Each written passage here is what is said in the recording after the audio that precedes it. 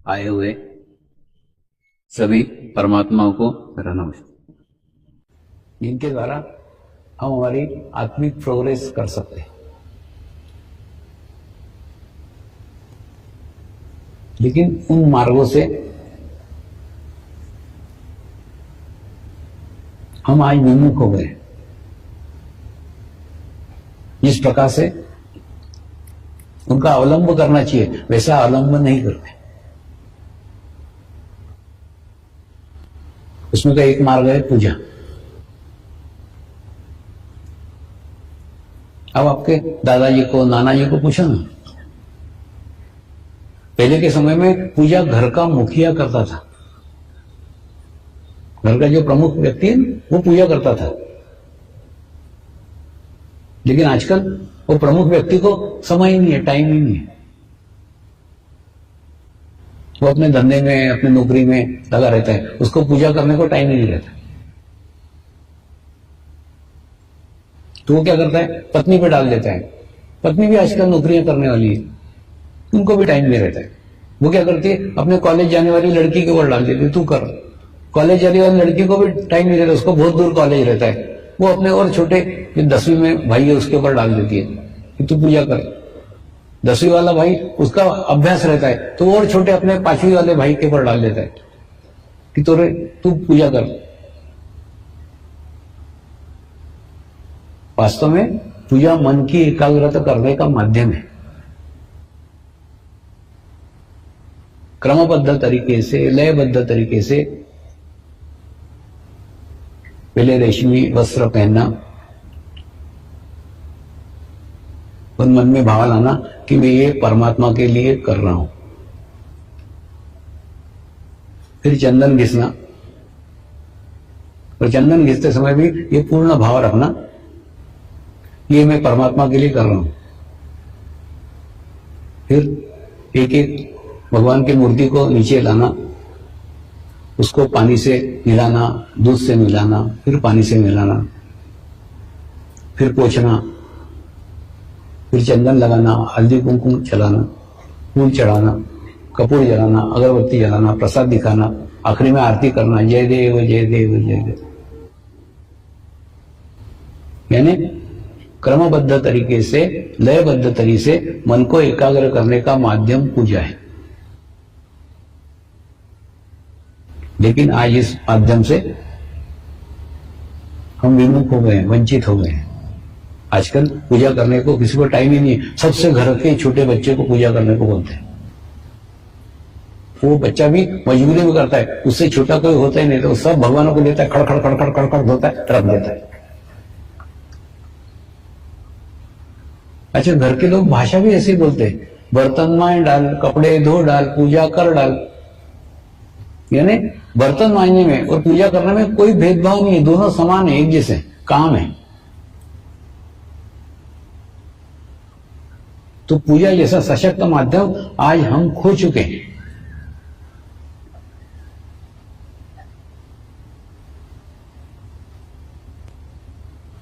दूसरा माध्यम था मंदिर। मंदिर में जाकर के पूर्ण भाव के साथ मूर्ति से अपना संबंध स्थापित करना,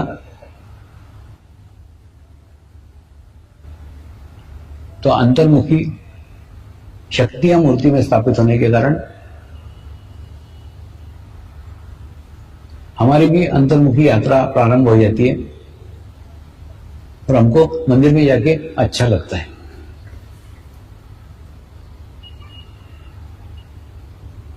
लेकिन वो माध्यम भी हम खो चुके हैं। हम मंदिर में मन की एकाग्रता के लिए, मन की शांति के लिए जाते हैं, हम मांगने जाते हैं।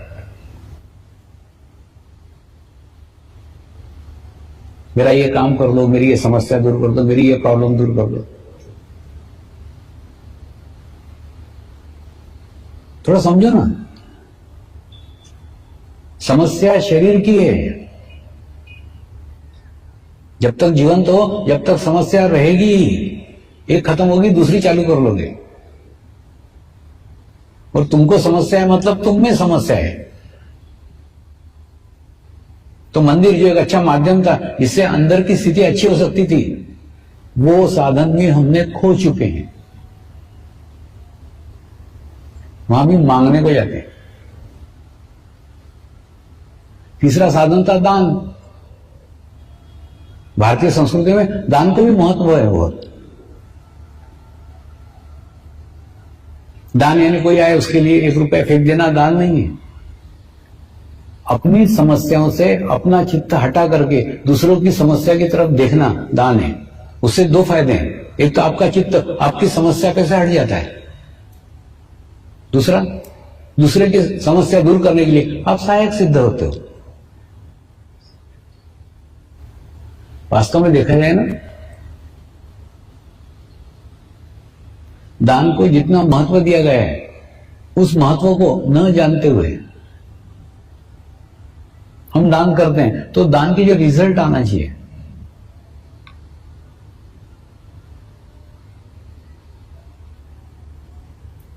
जो परिणाम आना चाहिए, वो हमारे जीवन में नहीं आते।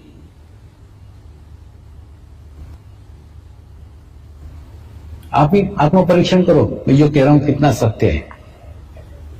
हम दान इन्वेस्टमेंट करने जाते हैं और बोलते भी 1 रुपया दोगे तो 10 लाख मिलेगा। मैंने वो कोई म्यूचुअल फंड है क्या? कोई शेयर है जिसमें तुम 1 रुपया दोगे और 1 लाख मिलेगा? यानी ये इन्वेस्टमेंट करने जा रहे हैं, दान नहीं है, ये इन्वेस्टमेंट है कि मैं 1 रुपया दूंगा तो मेरे को 1 लाख मिलेगा। ये इन्वेस्टमेंट है, ये दान कहां हुआ?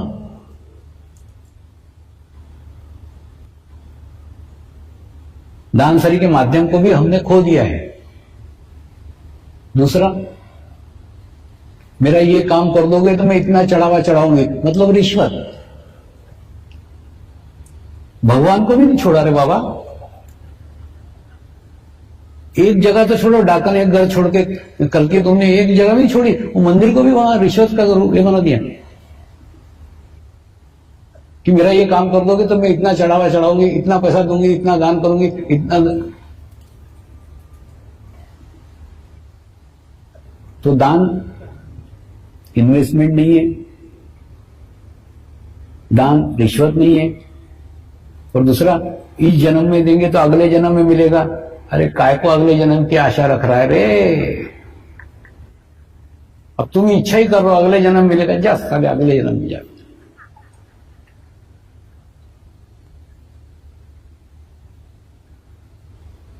क्यों अगले जन्म का सोचते हो?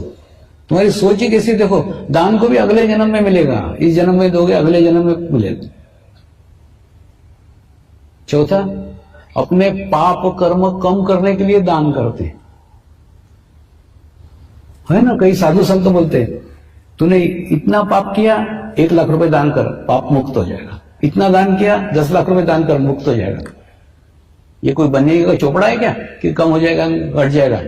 जितना पाप किया उतना भोगना ही पड़ेगा, वो कुछ नहीं कटने वाला है। कोई पैसे से पाप कटेंगे क्या? तुमने जो पाप कर्म किए वो तुमको भोगना ही पड़ेंगे। पैसे के दान देके उससे दान से वो नहीं कटौती हो सकती। तो दान पाप कर्म काटने का माध्यम नहीं है, दान इन्वेस्टमेंट नहीं है, दान अगले जन्म में मिलेगा ये नहीं है, दान रिश्वत नहीं है। दान सरी के पवित्र शब्दों को भी सत्यानाश कर डाला।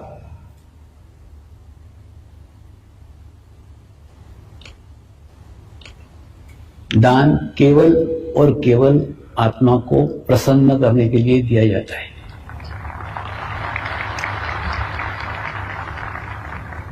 एक रुपया दो, लेकिन किसी को बताने की आवश्यकता नहीं, किसी को दिखाने की आवश्यकता नहीं, और आप इसलिए दे रहे हो कि उससे आपके मन को अच्छा लग रहा है।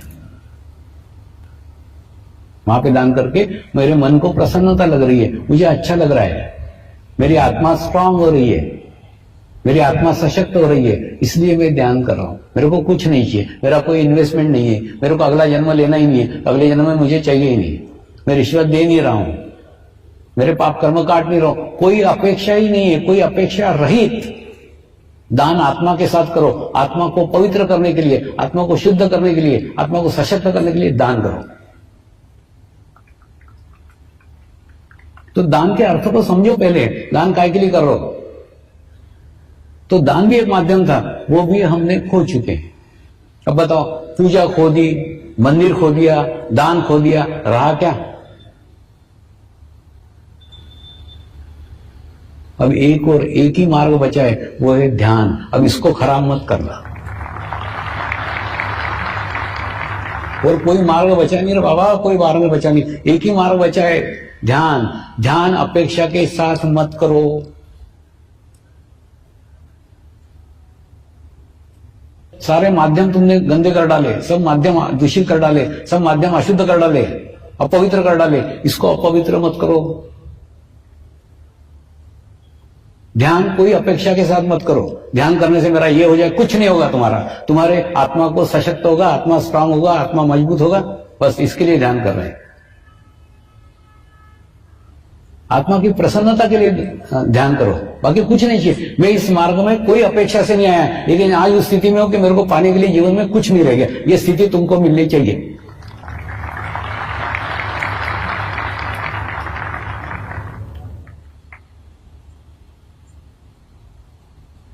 अपेक्षा रहित तो दान दे, कोई अपेक्षा नहीं है। मैं थोड़ा समझाता हूं। अपेक्षा सारे साधना का सत्यानाश कर देती है, सारे ध्यान का सत्यानाश कर देगी, सारे साधना का सत्यानाश कर देगी, सारे समय का बर्बाद कर देगी। क्यों? थोड़ा समझ लो। अपेक्षा का संबंध आपके शरीर के साथ होता है, आत्मा की कोई अपेक्षा नहीं होती। आत्मा को कुछ नहीं चाहिए। ध्यान आत्मा का परमात्मा से संबंध स्थापित करने का शुद्ध और शुद्ध माध्यम है। उसमें अपेक्षा ला करके उसको अपवित्र अशुद्ध मत करो रे बाबा, आखिरी मार्ग है ये।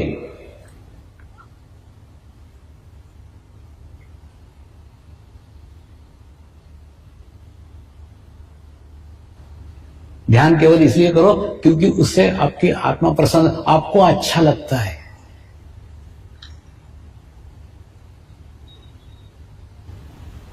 क्या होता है?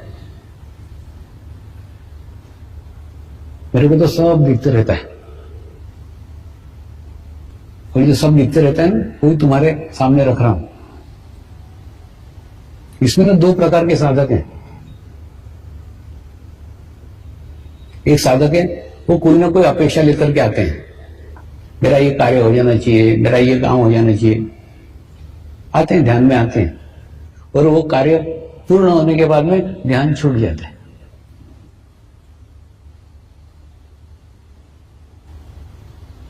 ये भावपूर्ण साधक है, पूर्ण फेज से आएंगे, पूर्ण भाव से आएंगे। छप्पर लगे फटने तो प्रसाद लगे बटने। जब इन पे संकट आता ना, आपके ध्यान करेंगे खूब, और जैसे संकट चला गया फिर राह देखते, दूसरा संकट आएगा फिर ध्यान करेंगे। अरे रेगुलर ध्यान करेगा तो संकट कभी आएगा ही नहीं।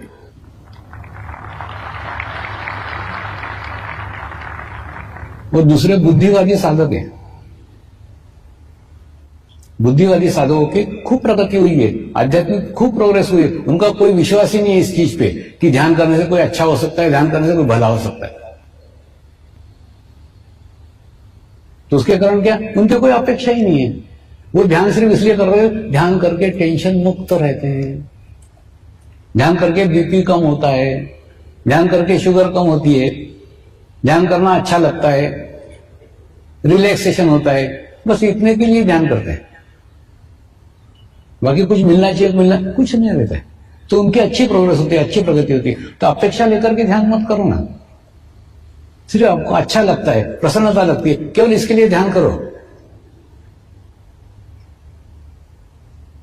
थोड़ा समझो, मनुष्य के कार्य करने के ना दो स्तर हैं। एक शारीरिक स्तर पे कार्य है, तो शारीरिक स्तर के ऊपर तुमको कार्य करते आएगा। एक आत्मिक स्तर पे कार्य है, आत्मिक स्तर पे करोगे तो खूब विशाल कार्य तुम्हारे माध्यम से, तुम्हारे हाथ से हो सकता है। ठीक उसी प्रकार से तुम अपेक्षा करोगे तो जितनी तुम्हारी औकात है, जितनी तुम्हारी दृष्टि है, जितना तुम्हारा क्षेत्र है, जितनी तुम्हारी पहुंच है, उतना तुमको मिलेगा। और अपेक्षा रहित कार्य करोगे, इतना मिलेगा कि रखने को भी जगह नहीं रहेगी। मेरी किताबों की बातें नहीं, जीवंत मेरे अनुभव बता रहा हूं। इस मार्ग में कोई अपेक्षा से नहीं आया था, आप भी कोई अपेक्षा से मत आओ। एकदम करके तो देखो, अपेक्षा रहित जीवन एक 45 दिन करके देखो, 45 दिन में दुनिया बदल जाएगी।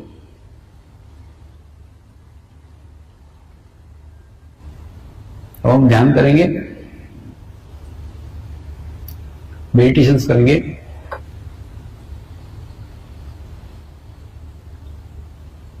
आज आत्म साक्षात्कार का अनुभव लेंगे।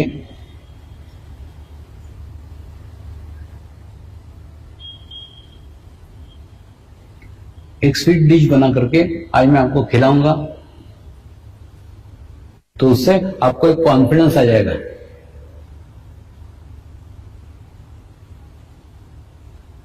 आपके अंदर एक आत्मविश्वास आ जाएगा कि मेरा भी ध्यान लग सकता है, मुझे भी अनुभूति हो सकती है, मैं भी सहस्रार्थ स्थिर रह सकता हूं या रह सकती हूं। ये आत्मविश्वास आपको आपके जीवन में आगे काम आएगा कि उस दिन हुआ था, बाद में भी हो सकता है।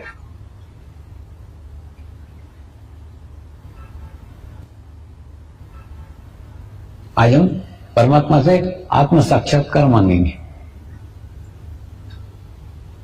आज हम परमात्मा से अनुभूति मांगेंगे। अनुभूति कितनी दिव्य है, अनुभूति का संस्कार कितना बड़ा है। क्या आप सोचो, भारत जैसे धार्मिक देश के अंदर एक मंदिर न बनते हुए कितने सारे आश्रम खड़े हो गए। अपने कोई आश्रम में कोई मंदिर नहीं, सब फ्रेम खाली है, जिसको मानना उसको मानो। कोई भगवान का कोई मंदिर नहीं है।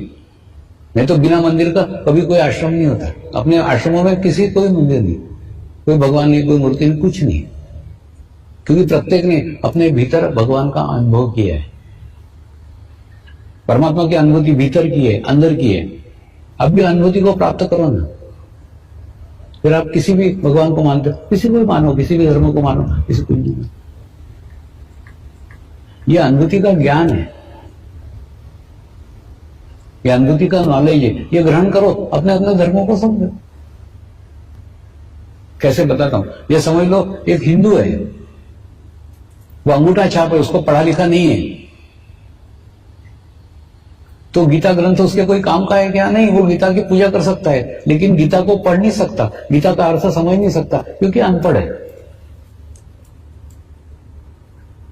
एक क्रिश्चियन है, उसके हाथ में बाइबल है, उसको भी पढ़ा लिखा नहीं है, अंगूठा छाप है, तो बाइबल का क्या कर सकता है? आदर कर सकता है, रिस्पेक्ट कर सकता है, लेकिन उसको समझ नहीं सकता, उसकी बातों को नॉलेज नहीं ले सकता, उसका ज्ञान नहीं ले सकता, क्योंकि अनपढ़ है।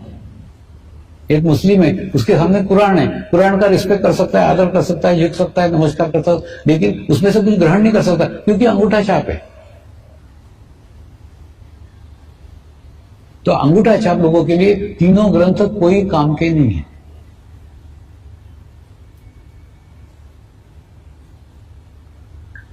वे केवल उसका आदर कर सकते हैं, बाकी उसमें से कुछ ग्रहण नहीं कर सकते। ठीक उसी प्रकार से यह अनुभूति का ज्ञान है, यह अनुभूति का नॉलेज है। इसको ग्रहण करो और अपने अपने धर्मों को समझो।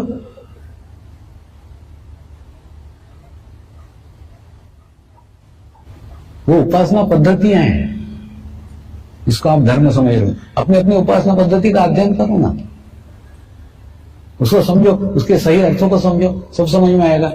जब तुमको अनुभूति का ज्ञान हो जाएगा, अनुभूति का नॉलेज हो जाएगा। तो आज हम वही अनुभूति का ज्ञान, अनुभूति का नॉलेज ग्रहण करेंगे। और जो बिल्कुल नहीं नीचे बैठ सकते, या बैठना संभव ही नहीं है, वो कुर्सी पे बैठे रहे। वो कुर्सी पे अगर बैठे रहे तो अपने पैर के तलवे जमीन के साथ स्पर्श करके रखें, चप्पल निकाल करके, मोजे निकाल करके टच करके रखें। अन्यथा अगर जमीन पे बैठोगे तो खूब अच्छा रहेगा।